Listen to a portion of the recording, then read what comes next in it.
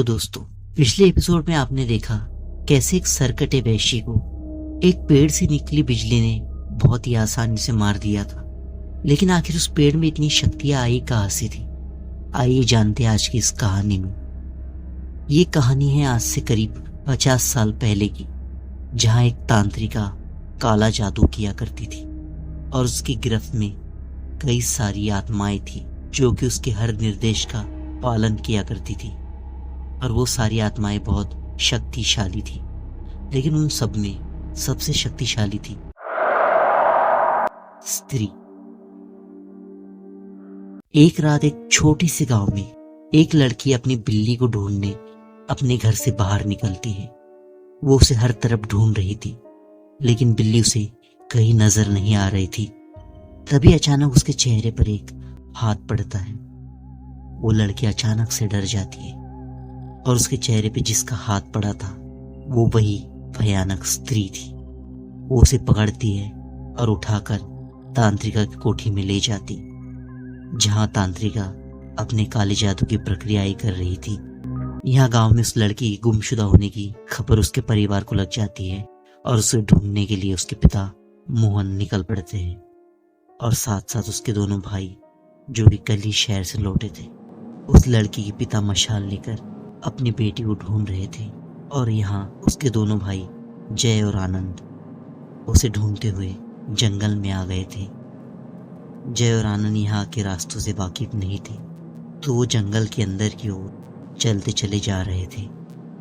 तभी जय आनंद से बोलता है, यार आरती कहाँ चली गई है? हम जंगल में काफी अंदर क्यों आ गए?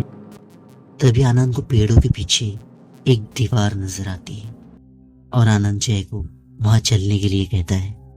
वो एक हवेली थी जो कि काफी आलीशान और काफी डरावनी लग रही थी।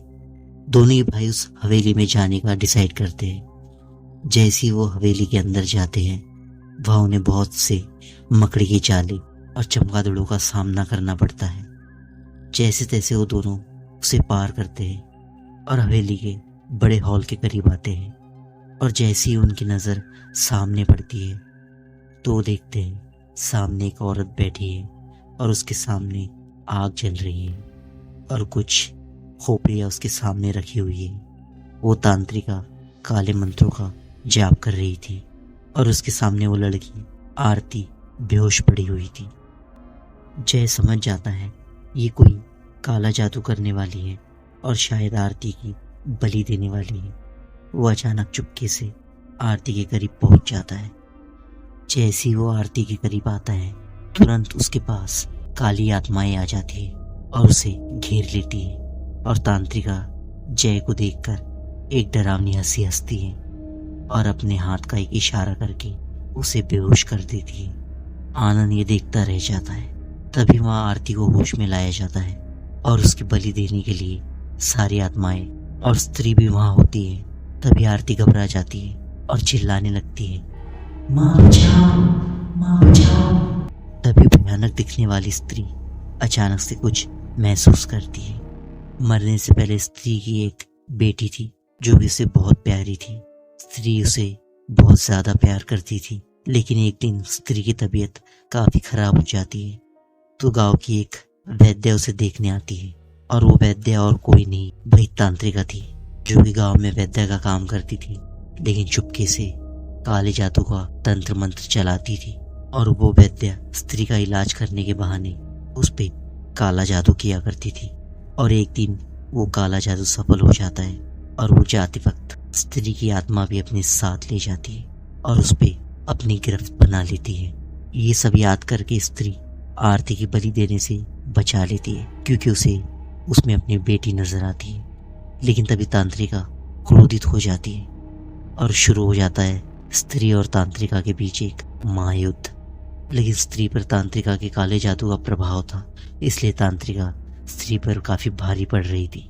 लेकिन तभी अचानक पीछे से आनंद आता है और चुपके से एक खंजर से तांत्रिका पर वार कर देता है। उस वार से तांत्रिका वही मर जाती है और उसके बाद जय भी होश में आ चुका था। तांत्रिका के मारे जाने से सारी काली आत्माएं मुक्त हो जाती है और स्त्री भी अब मुक्त होने वाली थी। लेकिन स्त्री जय और आनंद से कहती है, जैसे ही मैं यहाँ से मुक्त हो जाऊँ तो तुम मेरी राख ले जाकर माधोपुर गांव में कहीं गाड़ देना, क्योंकि मेरी बेटी भी वहाँ ही रहती है। और स्त्री के कहे अनुसार जय और आनंद उसकी राख ले जाकर एक पेड़ के नीचे जमीन में गाड़ देते हैं, जिसकी वजह से उस पेड़ में स्त्री की शक्ति आ जाती है। और इसीलिए माधोपुर गांव और आसपास के जितने भी गांव में कभी भी बुरी शक्तियाँ किसी को परेशान करती है तो स्त्री उन्हें उन शक्तियों से बचाती है। तो इसीलिए उस दिन जब दिव्य और छाया पे सरकटा वार करने वाला था तो उस पेड़ की बिजली से निकलकर स्त्री की शक्ति ने ही सरकटे को खत्म कर दिया था और दिव्या को उस दिन बचा लिया था। जब जब दुष्ट आत्माओं का कहर इंसानियत पे बरसेगा तब तक स्त्री उन्हें बचाने जरूर आएंगी। सो गाइस, ये थी आज की कहानी। आपको अच्छी लगी हो तो वीडियो को लाइक और चैनल को सब्सक्राइब जरूर करिएगा। तब तक के लिए बहुत बहुत शुक्रिया।